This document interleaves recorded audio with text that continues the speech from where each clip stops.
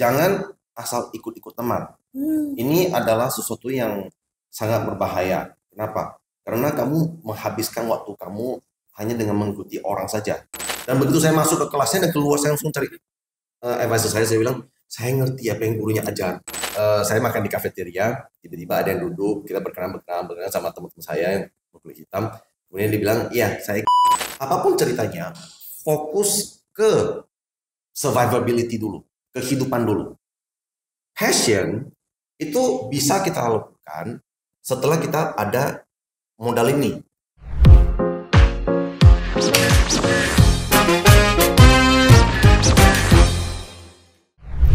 Halo semuanya, selamat datang di Making You Better You Show.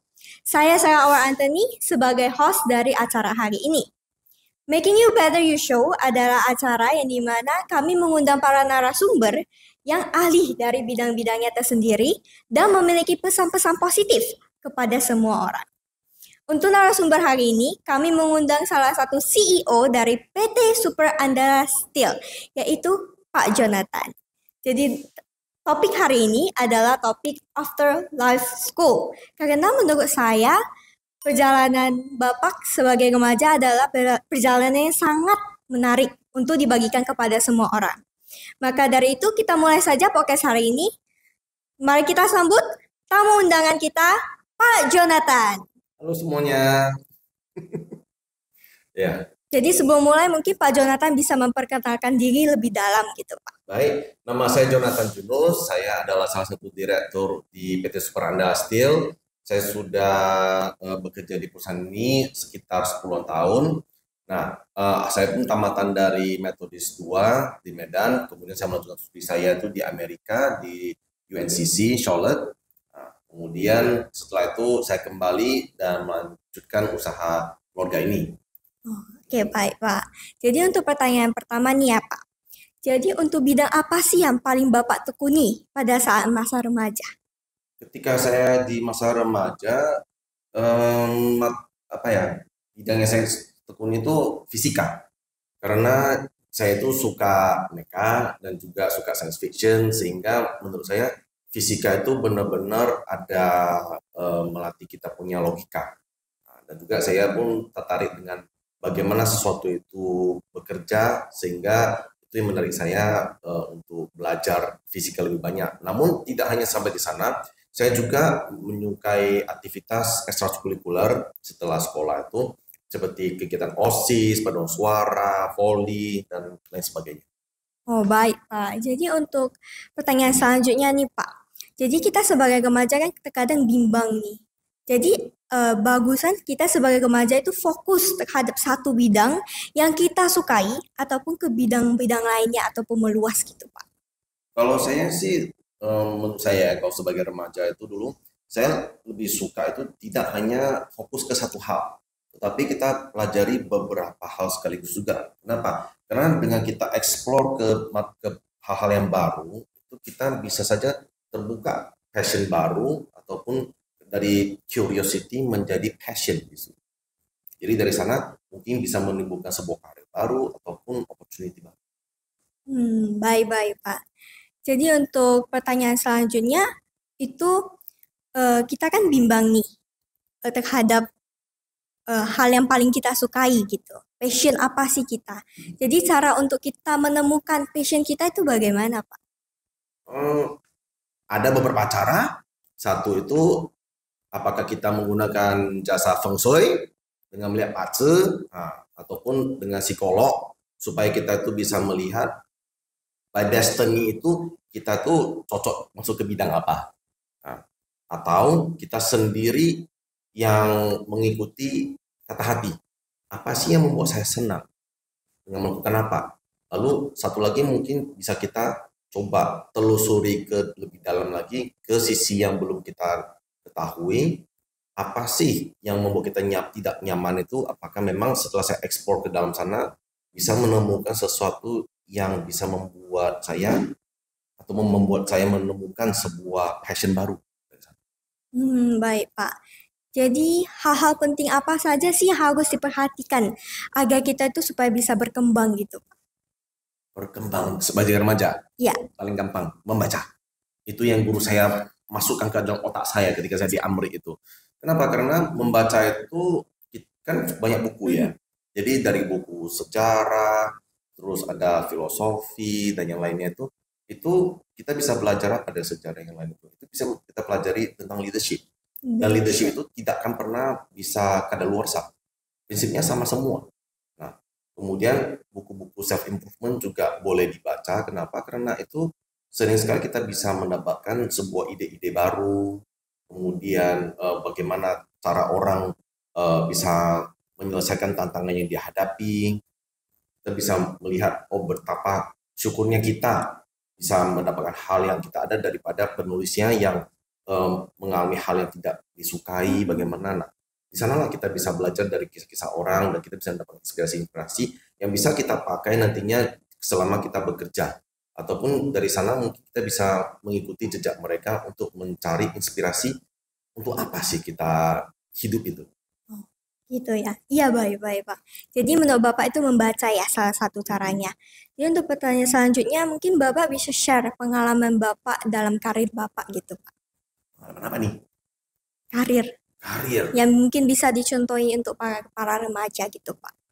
Menurut saya sih kita ketika bekerja di karir, kita jangan takut untuk berbuat salah.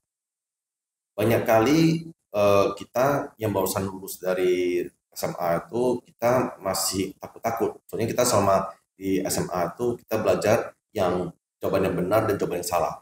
Tidak ada yang abu-abu. Nah, ketika kita sudah keluar dari SMA itu, di sanalah kita belajarnya sebenarnya di dunia ini semua itu adalah abu-abu. Jadi tidak ada yang benar, tidak ada yang salah, dan cobalah kita berani mengutarakan opini kita. Jadi dari sana itu, soalnya kita ketika bekerja itu ya, sebenarnya adalah trial and error. Apakah cara ini terbaik? Oh, tidak. Bagaimana cara yang ini? Nah, dari sanalah kita akan tadi sudah membaca dan inilah kita mempraktekkan, mengimplementasikannya. Jangan hanya membaca tanpa mengimplementasikan, tidak guna. Jadi setelah kita belajar, kita coba implementasikan. Bisa nggak, bisa nggak. Eksperimen saja. Kemudian dari hasil eksperimen ini, pasti akan ada kegagalan dan kesuksesan.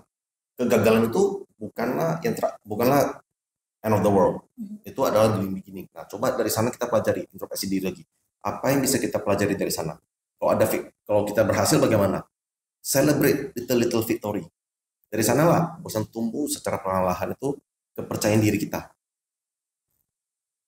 Dari sanalah nanti pelan-pelan kita bisa merasa nyaman dengan cara kita bekerja bersama dengan orang-orang lain, tidak punya trust. Nah, bosan nanti bisa kita berjalan lebih bagus lagi. Baik, Pak. Jadi semasa Bapak remaja ada nggak sih hal yang paling berkesan gitu, Pak? Kenangan yang paling terkenang gitu. Yang terkenang? Apakah bolos dengan teman-teman itu sama? Oke, kalau saya sih selama masa SMA itu paling terkenang itu adalah masa-masa di mana kita itu setiap hari bertemu teman yang sama. Terutama saya ada 2 teman baik dan sampai hari ini kita masih berteman. Nah, satu hebat saya berteman dengan dia sejak TK, ya, satu lagi November sejak SD. Nah, dan sampai hari ini kita masih ada diskusi ngobrol gila-gila gitu kan. Baik-baik, Pak. Jadi apakah sejak remaja kita itu sudah harus mencari karir gitu, Pak? Enggak.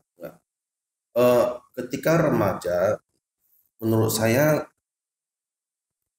lebih fokus ke apa yang kamu suka itu. Jelajahi jati dirimu terlebih dahulu. Jangan asal ikut-ikut teman.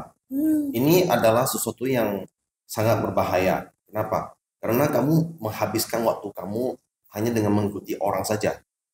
Banyak di zaman saya itu, orang-orang itu banyak mengikuti teman untuk mengambil jurusan perkuliahan. Jangan. Kamu sendiri tuh maunya apa dulu? Sendiri explore. Kita tuh lahir sendiri. Nah, jadi ketika kita sekolah itu kita berteman dengan banyak orang, tapi ketika kita masuk kuliah itu kita tetap akan berpisah. Namun bukannya maksudnya pisah tidak ketemu lagi. Kita pasti akan ketemu lagi, namun jangan ikut-ikutan. Cari diri kamu sendiri. Jadi setelah bicara tentang masa remaja Pak Jonathan, bisa tidak kita mulai pada pembahasan Bapak sudah mulai bisnis gitu Pak? Pada saat Bapak sudah ada pekerjaan gitu.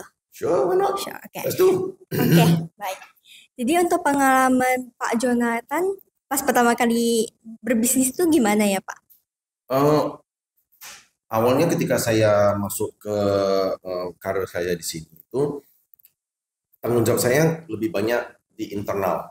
Jadi saya tidak ada banyak berhubungan dengan orang-orang luar. Saya lebih banyak di dalam, dan di sanalah saya belajar mengenai kultur perusahaan ini bagaimana, dan dari mana yang saya harus bantu untuk beresin.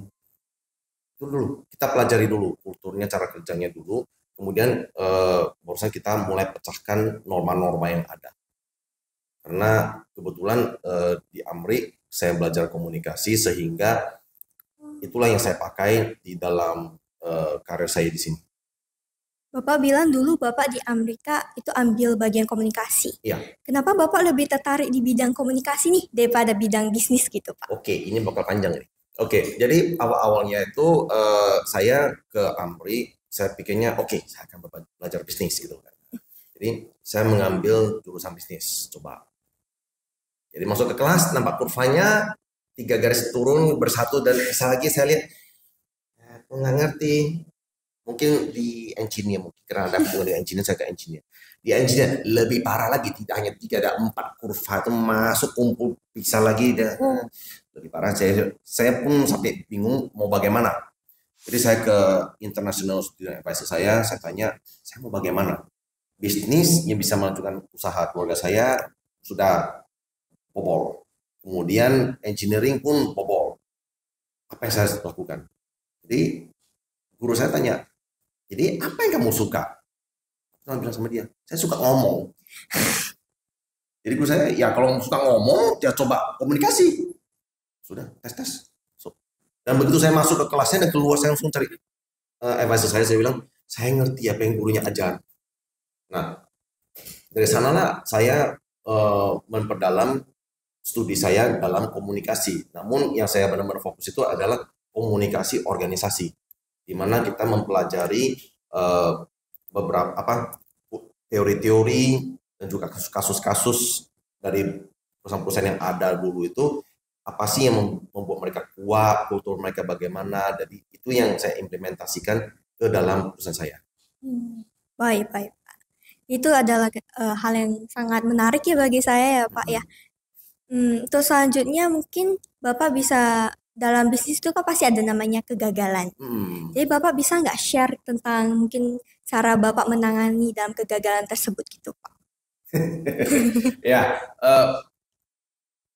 tadi sih sudah bilang, awalnya kan saya masuk ke bisnis ini untuk membantu secara internal. Jadi kalau kegagalan perusahaan sih tidak ada sama sekali. Tetapi kegagalan proyek saya ada banyak. Nah, namun gagal itu bagus. Kenapa? Karena saya mempelajari kenapa ini bisa gagal. Karena yang saya pakai itu adalah yang berdasarkan ajaran kultur dari Barat, dan saya pakai di Timur. Nah, ini yang kadang-kadang bisa menjadi tantangan. Orang nggak mengerti. Misalnya kalau di Barat itu I don't like you, selesai gitu loh kan. Tapi yang di Timur itu jaga. Ini wajah jaga nih, jangan sambil tampar-tampar aja gitu kan. Nah, di sana kita belajar. Oleh karena itu ada kasus itu adalah di mana hubungan antara yang tua dan yang muda. Nah, ini yang sering menjadi tantangan. Terutama kita tuh baru masuk, kita mengetahui ini ada masalah, tetapi karena yang terdahulu merasa ini sudah normal. Nah, inilah yang sering bentrok sama saya. Jadi kalau bagi saya itu adalah kita harus terus berubah. Tapi yang ada itu merasa inilah yang sudah nyamannya. Itu sebuah tantangan yang lumayan menarik bagi saya. Namun untuk yang saya nggak tahu ya, soalnya banyak yang bilang dengan generasi Z ini banyak sekali tengkorak segala macam. Bagi saya sama mereka kerja gampang, enak. Jadinya saya pun nggak ngerti namanya susahnya apa sih gitu loh. Oke Pak, jadi untuk mungkin eh, kenangan Bapak gitu Pak pas masa berbisnis gitu Pak? Ada nggak Pak? Kenangan. Maksudnya untuk bekerja di karir ini kan. Mm-mm. Saya sih awalnya tuh ketika bekerja saya melihat orang-orang tuh untuk bekerja itu macam zombie ya, nggak ada apa tuh namanya semangat, nggak Mm-mm. ada semangat. Sepertinya mereka hanya seperti sistematis masuk kerja, pulang, masuk kerja, pulang. Nah, dari sana saya mengadopsi kultur barat sedikit, di mana kita bisa have fun sedikit. Jadi kita mulai membuat event-event seperti Green Day, kemudian kita ada kembali mencelebrate 17 Agustus bersama anggota kita semua satu perusahaan. Nah, kemudian ada acara akhir tahun juga, sehingga kita itu bisa merasa lebih dekat, lebih memiliki. Itulah, jadi senyumnya itulah yang membuat saya senang. Apalagi setelah bertahun-tahun menanam bibit, nah sekarang bibitnya sudah mulai tumbuh, di mana anggota-anggota kita pun sudah mulai berani mengeluarkan opini mereka, merasa nyaman, berani ngomong seapa adanya. Nah inilah yang menurut saya terkenang. Berarti yang paling terkenang itu ketika ada rasanya nyaman gitu ya Pak. Jadi menurut Bapak cara menangani sosial dan juga kehidupan sosial juga dengan kehidupan pekerjaan itu gimana ya Pak? Sosial dengan bekerja, maksudnya work life balance. Life balance. Work life balance. Jujur seperti yang tadi saya bilang, saya cuma ada 2 teman baik sehingga saya enggak sering kemana-mana. Jadi setelah bekerja saya kepengen pulang ke rumah bersama keluarga. Jadinya ketika saya bersama keluarga itu saya upayakan sebisa mungkin itu HP saya jauhkan dari diri saya. Ketika saya spend time dengan anak-anak saya, ya saya spend time dengan anak saya dan juga istri. Baik Pak. Jadi kan dulu Bapak kuliahnya di Amerika ya Pak. Jadi mungkin ada culture apa sih dari culture bagian sana yang menarik gitu menurut Bapak? Di sana itu kita boleh mengekspresikan pendapat kita dan juga diri kita. Itu yang sesuatu yang saya apa tuh ya namanya rindukan juga kadang-kadang. Karena di sini tuh kita seperti mungkin kamu bisa kita sebagai yang timur tuh lebih menjaga image gitu loh kan. Tapi di sana tuh this is me. Jadi seapa adanya aja. Jadi mereka pun menerima kita seapa adanya. Saya pernah ini cerita asli. Jadi saya makan di kafeteria, tiba-tiba ada yang duduk, kita berkenalan sama teman-teman saya yang berkulit hitam. Kemudian dia bilang, iya saya. Dan pertama aku pun terkejut, macam benar-benar seperti orang ini ada masalah gitu kan, takut gitu kan. Nah, kemudian orang yang lain itu teman-teman yang lain ketawa. Dia bilang tenang bro, tenang. Dia bukan bermaksud apa-apa. Dia itu dari Indonesia, sehingga dia itu jarang ketemu seperti ini. Nah, dari di sana dia menceritakan dan saya mendengar, oh rupanya mereka itu bagaimana. Jadi mereka confidence saja, nyaman dengan diri mereka. Jadi itu yang menurut saya hebat di Barat. Jadi berani berpendapat itu pun sesuatu yang saya tekankan juga di tempat kerja saya. Jadi kita kembali lagi ya Pak ke masa remaja gitu. Jadi kan banyak orang tua yang ingin anaknya berpergian ke luar negeri untuk mencapai pendidikan lebih lanjut. Jadi menurut Bapak apa sih yang harus dipersiapkan gitu Pak? Jati diri kah atau apa bagaimana gitu Pak? Yang perlu apa ya? Saya dulu tuh ditanya mau pergi ya pergi aja gitu loh kan. Tapi sesampai di sana yang saya pelajari itu adalah kebiasaan membaca dulu. Soalnya ketika saya sampai di sana itu pun saya nggak bisa langsung masuk ke meja saya karena prerequisite bahasa Inggris saya itu masih banyak. Saya mendengar ngomong gampang bahasa Inggris saya, tapi ketika membaca saya pelan. Karena kebetulan saya itu ketika di Medan itu kebanyakan baca komik daripada baca novel. Sehingga itulah membuat saya baca itu susah mengerti, lama. Jadi misalnya orang baca 1-2 kali saja sudah mengerti, saya harus baca 3 atau 4 kali. Bisa saya mengerti yang dia tulis itu maksudnya apa. Nah, jadi kemampuan untuk membaca itu harus dilatih. Kemudian sesampai di sana yang harus ada itu adalah sikap apa namanya ya, mandiri. Di sana kita bebas. Kita tak ada orang tua yang membangun kita, mau jam berapa tidur, tak ada masalah gitu kan. Kita Tapi kita harus bisa mandiri dan bertanggung jawab. Satu, pengalaman saya pernah di sana kecanduan video game. Nilai saya hancur, kecanduan sama World of Warcraft. Tapi di sanalah benar-benar saya belajar, ini bahaya. Kenapa? Nilai saya drop. Jadi apa yang saya lakukan? Yang saya lakukan itu adalah saya men-set schedule bermain saya, schedule belajar saya, dan kapan saya harus keluar dari rumah. Dan ketika saya keluar dari rumah, ngapain gitu kan? Nah, saya keluar dari rumah itu untuk melakukan kegiatan sosial, yaitu misalnya membantu homeless shelter, ada membantu bersih-bersihkan di acara breast cancer juga ada. Nah, di sana saya ikuti kegiatan-kegiatan di weekendnya, sehingga saya bisa sambilan belajar melihat kultur cara mereka bekerja itu bagaimana mereka men-set satu event itu bagaimana, resource-nya bagaimana. Nah, itu saya belajar banyak dari sana. Kemudian sifat mandiri dalam mengelola uang. Ini sangat penting. Nah, kenapa? Karena banyak sekali orang itu bisa saja teledor karena tidak ada orang tua. Kita bisa memanfaatkan uang kita secara salah dan habis. Ini akan sangat memberatkan orang tua kita. Sehingga kita sendiri harus mandiri mengatur budgeting kita. Apa yang harus kita keluarkan, apa yang tidak. Kalau dari saya sendiri adalah untuk bermain, berpakaian, tidak ada masalah, itu saya akan memotong jika perlu. Tetapi yang tidak boleh saya potong adalah makan. Karena makan itu adalah untuk tubuh saya, kesehatan saya. Itu tidak boleh saya sembarang potong. Nah, itu tetap harus ada. Terutama di musim dingin. Karena dingin sama dengan makan banyak. Kalau nggak kedinginan. Yes. Jadi Pak, kan sekarang tuh banyak orang tua yang maunya anaknya itu di bidang ini dibanding bidang ini. Wow. Sedangkan ada anaknya keterbalikannya. Dia maunya di bidang ini daripada ngikutin orang tuanya. Jadi menurut Bapak bagusannya ikut ke orang tua atau ikut ke pendapat sendiri gitu? Jujur, orang tua saya, terutama ayah saya itu tidak pernah memaksa saya untuk mengikuti dia ke dalam bisnis ini.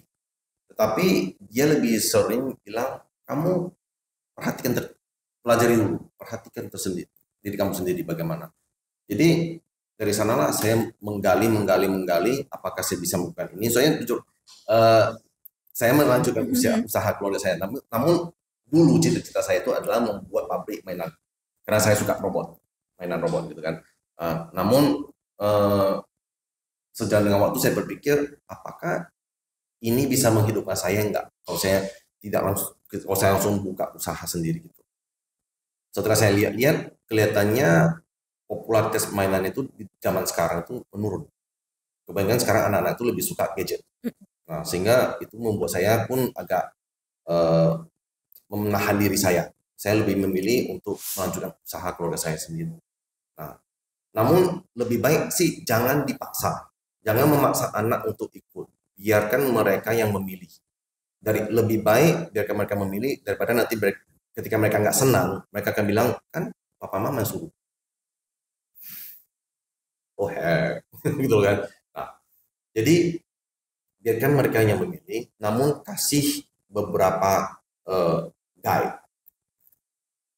Biarkan mereka yang berpikir, kasih mereka waktu untuk berpikir. Contoh, dulu saya ketika di Amerika itu pun sempat berpikir untuk stay di sana.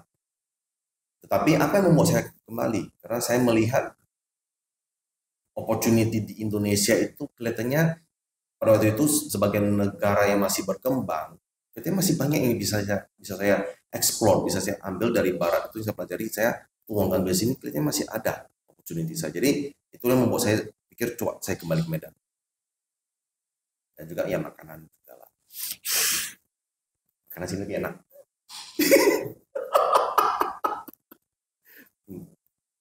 Jadi kalau saya sih lebih baik biarkan mereka explore sendiri, kasih guide. Kalau misalnya mereka mau, boleh join. Tapi nasihat dari saya, kalau memang usaha itu adalah usaha keluarga ayah atau ibu sendiri, lebih baik sih kita masuk ke sana dulu untuk belajar. Tidak ada orang tua yang mau mencelakakan anaknya sendiri. Jadi di sanalah kita bisa mendapatkan pengalaman yang lebih cepat. Tapi saya harap pun orang tuanya itu tidak memanjakan anaknya. Dan juga biarkanlah mereka kasih mereka sedikit ruang untuk eksperimen. Ayah saya itu ketika saya balik membantu di perusahaan secara internal pun, dia nggak pernah asik mengarahin saya. Dia hanya tanya saya, apa yang kamu lakukan? Saya jelaskan dan dia memberi saya space untuk saya explore. Nah, tetapi ketika saya mau explore, nah dia akan memberikan sedikit nasihat, perhatikan ini, dan ini. Walaupun kadang-kadang kita pikirnya itu nasihatnya agak aneh, tapi it happen. Jadi ketika terjadi kita ada kartu as untuk melarikan diri. Jadi kan aku kan anak tunggal nih. Jadi usahanya gak tahu siapa nih yang akan ambil gitu kan kalau selain saya. Tapi saya tidak ada kepikiran sedikit pun untuk mungkin ada rasanya ingin tapi tidak terlalu gitu untuk melanjuti usahanya. Itu bagusan ikut usaha atau gimana gitu. Oke. Kalau menurut saya, kamu sudah pernah terjun ke sana belum? Terjun gimana? Ikut dalam bisnis ini. Sudah pernah? Gak terlalu sih. Coba kamu masuk dulu. Kamu pelajari dulu. Kenapa? Karena dari sana kamu pelajari, bisa saja nanti akan ada kamu temukan passion baru kamu. Contoh, saya passionnya ngomong. Tetapi ketika saya sudah terjun, saya melihat senyum karyawan saya itu yang mendorong saya untuk mencoba membuat mereka lebih happy. Saya mau membuat sebuah tempat kerja itu yang bisa orang-orang itu enjoy ketika mereka datang bekerja. Jadi bagaimana agar mereka bisa bekerja? Mereka itu harus diberikan sebuah kesempatan apa? Untuk explore, berani melakukan perubahan-perubahan. Nah, di sanalah kamu bisa menggunakan expertise kamu dalam mengembangkan usaha-usaha keluarga dan kamu mungkin akan enjoy.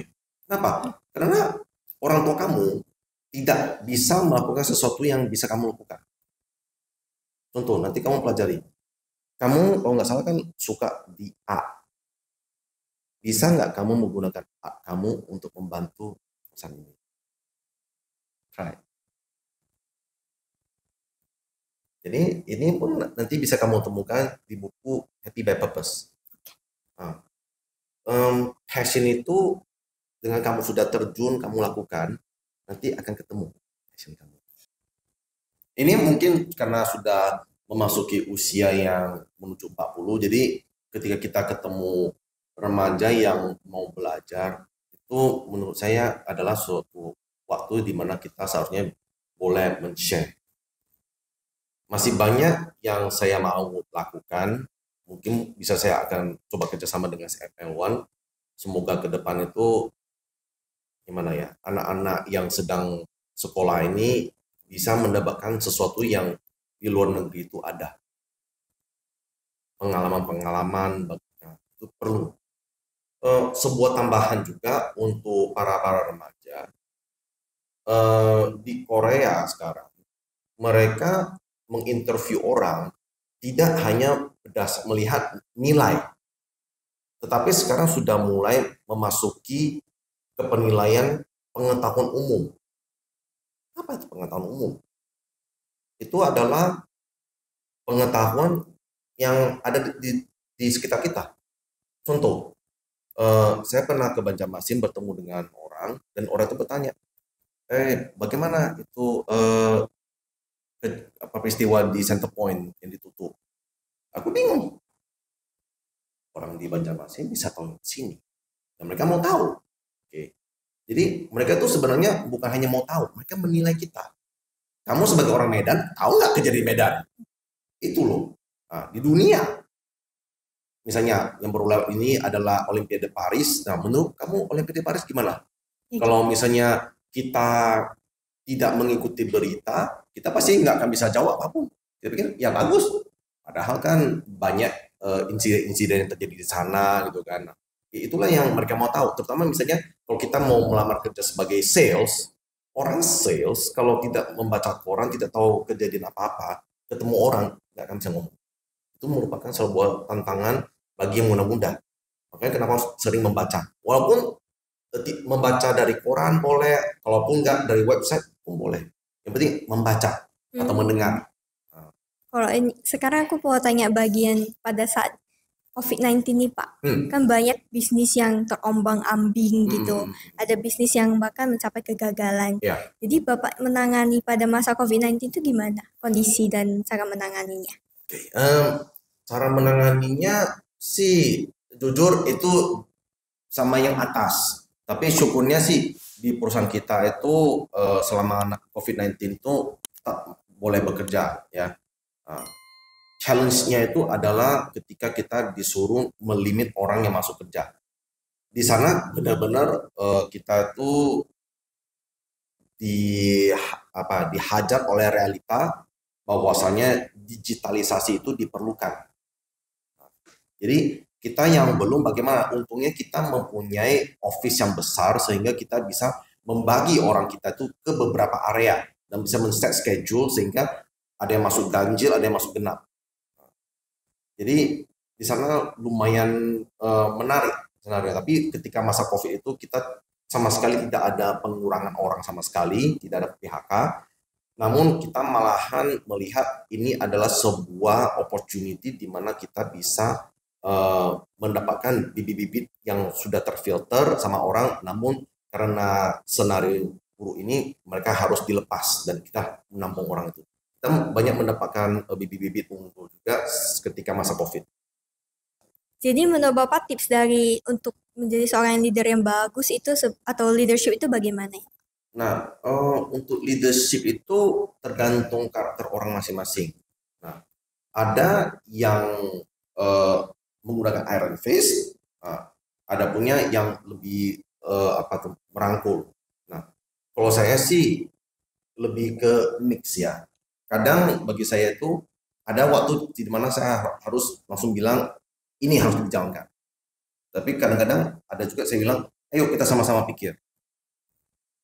Jadi pelajari kamu itu adalah tipe leader bagaimana. Itu makanya saya bilang harus mempelajari banyak tentang leadership. Jadi kalau mau leadership, cari SML1.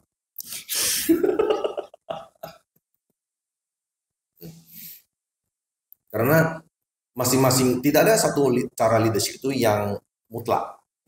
Nah, banyak leadership style yang bisa dipakai di SAS ataupun di tempat kerja lainnya. Nah, suatu waktu nanti ketika misalnya kita PT SAS kita ini sudah lebih besar, bisa saja leadership yang diperlukan itu yang beda, bisa saja. Jadi tergantung mau pegang yang mana. Tapi kalau sekarang sih saya lebih suka merangkul bersama-sama. Syarul sendiri sudah eksplor sampai sedalam apa? Maksudnya? Nanti setelah kamu tamat, kamu mau melanjutkan studi lagi atau gimana? Melanjutkan studi? Di? Not sure, but I think Singapore. Singapore. Oke, mau ambil? Belum tahu juga ya. Oke. Dimanapun kita kuliah itu tidak masalah. Yang penting itu adalah apa? Di masa kuliah itu bagi saya adalah masa di mana kita itu dibuka cara kita belajar.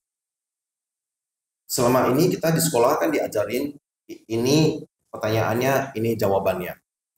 Guru tak pernah salah, kalau salah lihat kembali ke pasal pertama. Ya kan? Di kuliah itu guru saya itu mengajar saya gini.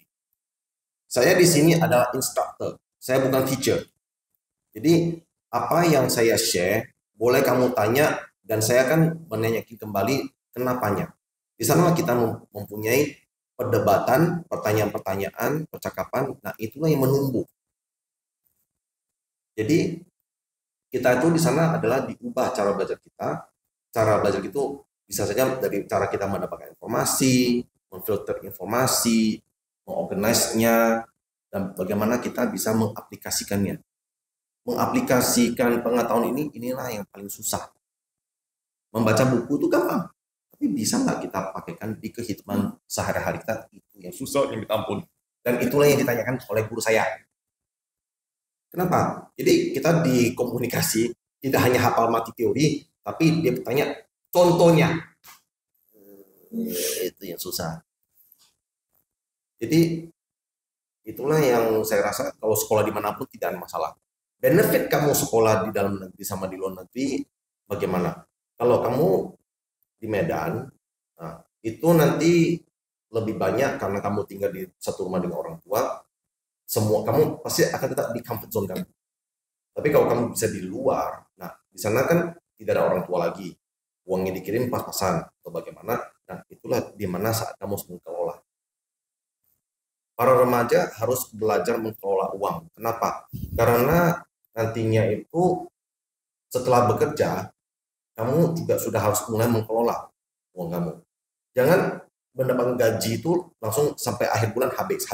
Itu tidak boleh. Nah, jadi bagaimana kita mengelola, banyak bank yang mempunyai benefit, misalnya untuk misalnya tabungan berjangkanya. Jadi orang-orang itu bisa terbiasa menggunakan program ini, nantinya bisa dia KPR, KKB, semua. Itu kehidupan dia. Jadi uang perlu. Jadi mungkin untuk pesan terakhir untuk para remaja gitu apa ya Pak?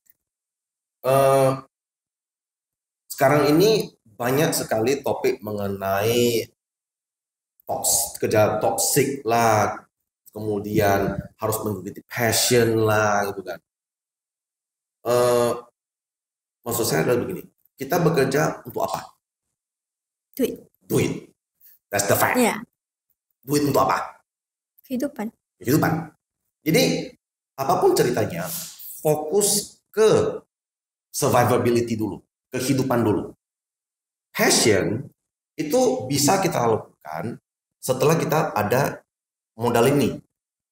Nah, apakah suatu kita udah survivability, passion itu bisa saja kita bikinnya menjadi passive work.